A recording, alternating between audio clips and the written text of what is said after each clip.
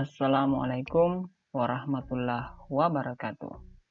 Pada kesempatan ini, topik yang akan kita bahas adalah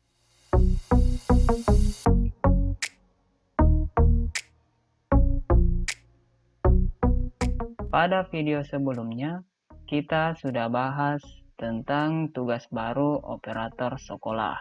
Jadi kali ini kita akan kembali membahas tentang tugas baru operator sekolah. Tugasnya menyangkut tentang verbal PTK. Jadi di sini kita akan melakukan perbaikan identitas pendidik dan tenaga kependidikan. Baiklah, ayo kita simak langkah-langkahnya bagaimana cara melakukan perbaikan identitas PTK. Jadi silahkan login di akun verbal PTK masing-masing.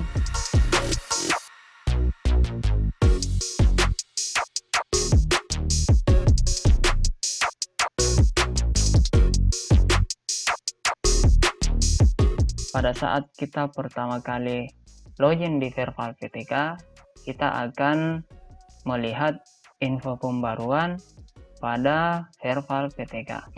Jadi di sini ada 2 poin.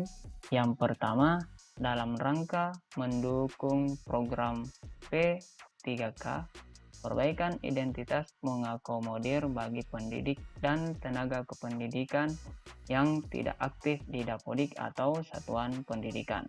Perbaikan PTK tersebut dapat dilakukan di sekolah asal atau dinas pendidikan setempat. Kemudian, perbaikan identitas PTK dipadankan dengan data kependudukan Dukcapil Kemendagri. Untuk melakukan perbaikan identitas, silahkan masuk di menu perbaikan identitas.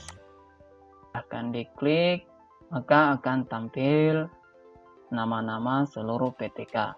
Di sini mungkin ada yang bertanya, apakah yang statusnya sudah valid seperti ini tetap dilakukan perbaikan identitas atau hanya yang statusnya residu.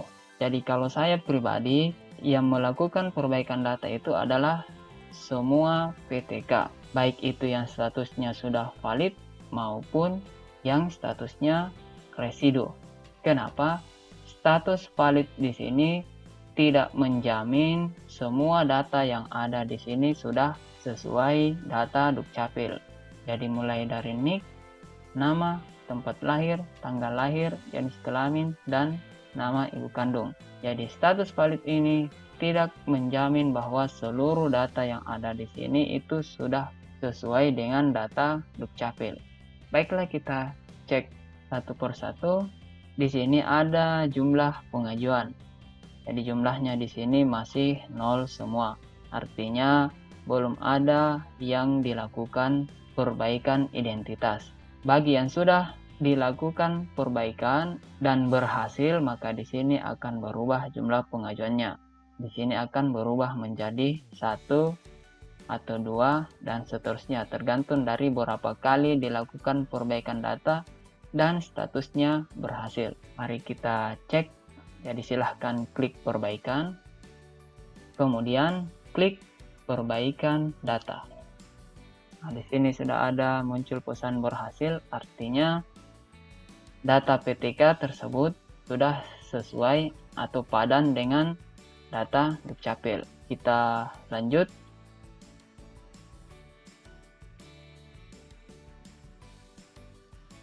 Jadi silahkan klik perbaikan untuk seluruh PTK.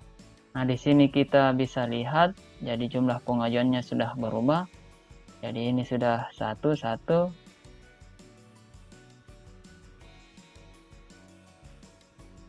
Di sini, jadi untuk PTK ini statusnya, jadi di sini ada kesalahan, nama ibu kandung tidak sesuai dengan data Dukcapil.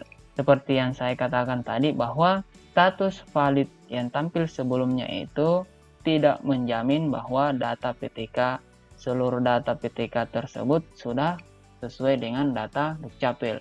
Makanya harus dilakukan proses perbaikan untuk seluruh PTK. Nah, jika seperti ini, ada muncul pesan seperti ini, silahkan kirimkan tampilan data ini ke PTK bersangkutan untuk dilakukan pengecekan pada kartu keluarga yang bersangkutan. Setelah ada konfirmasi dari yang bersangkutan, silahkan perbaiki nama ibu kandungnya sesuai dengan yang terdaftar di Dukcapil. Kemudian lakukan kembali perbaikan data. Permasalahan selanjutnya adalah nama tidak sesuai dengan data Dukcapil. Nah, di sini jadi dalam proses perbaikan data itu yang kebanyakan mengalami kesalahan itu pada nama ibu kandung, kemudian pada nama PTK yang bersangkutan. Kenapa seperti itu? Khusus untuk nama, kemungkinannya pada data Dukcapil itu nama PTK tersebut menggunakan gelar. Jadi silahkan dikirimkan tampilan data ini ke PTK tersebut untuk dilakukan pengecekan, baik itu di kartu keluarga maupun KTP. Jadi sudah ada 2 orang yang statusnya valid di depan, ternyata ada data yang tidak sesuai Dukcapil. Nah, untuk PTK ini di sini statusnya dia residu. Jika ada yang status residu seperti ini, sebelum-sebelumnya itu kita melakukan perbaikan dengan cara melakukan pengajuan perubahan data ke dinas. Kemudian kita upload dokumen pendukungnya. Namun kali ini tidak ada lagi sistem upload dokumen. Proses perbaikan data PTK itu sudah langsung dipadankan dengan data Dukcapil. Jadi tinggal diklik-klik saja perbaikannya. Jika sudah sesuai datanya dengan Dukcapil, maka akan berubah secara langsung. Mari kita cek data PTK ini. Nah, ternyata nama ibu kandung juga yang bermasalah. Sedikit informasi, jadi ada salah satu PTK saya di mana nama ibu kandungnya itu tidak sesuai Dukcapil. Setelah dicek di KK ternyata memang beda, kemudian saya ubah nama ibunya sesuai dengan yang tertera di kartu keluarga. Setelah saya lakukan perbaikan, ternyata masih dianggap nama ibu kandung tidak sesuai dengan data Dukcapil. Jadi di kartu keluarga itu di tabel bagian bawah kan ada nama ayah dan nama ibu. Saya masukkan sesuai dengan tertera di situ, ternyata masih dianggap tidak sesuai data Dukcapil. Setelah dicek di KTP ibunya, ternyata namanya lain. Jadi di KTP ibunya lain lagi namanya. Setelah saya masukkan nama sesuai KTP ibunya, baru kemudian dinyatakan berhasil. Jadi jika ada status nama ibu kandung tidak sesuai Dukcapil, maka selain mengecek di KK, cek juga nama di KTP ibunya jika ibunya masih hidup. Kemudian informasi berikutnya, jika statusnya residu, maka NIK di sini itu bisa diubah langsung. Yang jadi masalah adalah ketika sudah statusnya valid, kemudian NIK itu salah. Proses perubahannya itu harus melalui admin pusat. Jadi di sini kita bisa lihat, kita bisa baca info NIK dengan keterangan sudah valid dengan data Dukcapil tidak dapat diperbaiki. Jadi jika sudah valid, maka kolom NIK di sini akan terkunci, tidak bisa diubah secara langsung. Jika terjadi perbedaan dalam pengajuan perbaikan identitas, pemilik data dapat berkoordinasi dengan Dukcapil setempat. Atau jika terjadi kesalahan, dapat menghubungi admin pusat. Jadi kalau selama ini perbaikan data itu cukup menghubungi admin dinas, sekarang itu tidak bisa lagi, harus menghubungi admin pusat melalui unit layanan terpadu. Jadi silahkan diklik saja di sini yang ULT, maka kita akan diarahkan ke layanan informasi dan pengaduan. Jadi di sini kita bisa memilih mau melakukan pengaduan lewat mana. Saya kemarin melakukan pengaduan di sini, jadi melalui email. Kemudian saya sempat coba live chat, ternyata susah tembus. Kemudian cara selanjutnya saya menggunakan sistem ini. Nah, di sini kita akan diminta memasukkan data, jadi mulai email. Jadi email yang dimasukkan di sini email aktif. Karena setelah ini kita akan mendapatkan link konfirmasi. Jadi silahkan nanti isi data di sini, email, kemudian alamat rumah, nomor telepon sekolah, di sini bisa kosong, kemudian nomor KTP, ini juga bisa dikosongkan. Dan nama lengkap, nomor HP, profesi. Jadi misalnya kita ingin mengajukan sebagai operator, maka pilih di sini operator sekolah. Saya akan masukkan nama, nomor telepon, operator sekolah, kemudian perihal Dapodik. Pilih provinsi.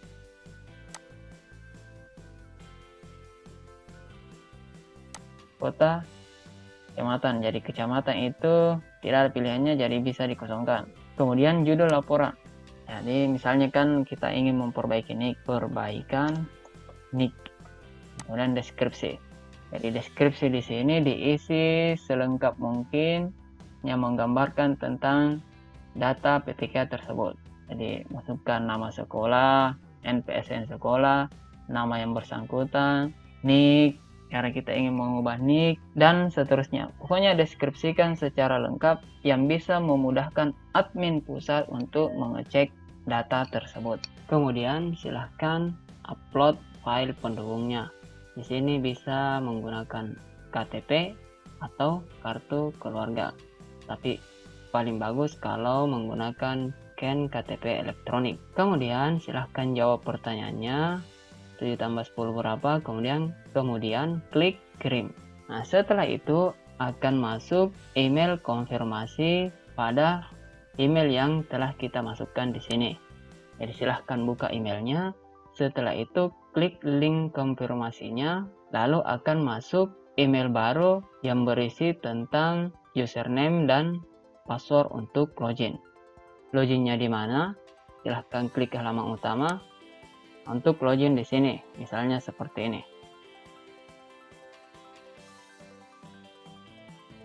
Nah, di sini kita bisa melihat laporan. Jadi klik laporanku. Nah, kemudian untuk mengecek laporan kita, silahkan klik pada judul perbaikan NIK guru. Nah, di sini kita bisa melihat riwayat status pengaduan. Progresnya sudah sampai di mana? Kita bisa cek di sini. Jadi ini salah satu cara untuk melakukan perbaikan NIK jika ada NIK yang sudah dinyatakan valid, ternyata NIK-nya itu salah. Oke, kita lanjut ke nama berikutnya. Jadi seperti ini, jadi NIK-nya itu sudah terkunci. Ini tidak bisa lagi diubah-ubah. Jadi yang sudah dinyatakan valid, maka NIK-nya akan terkunci.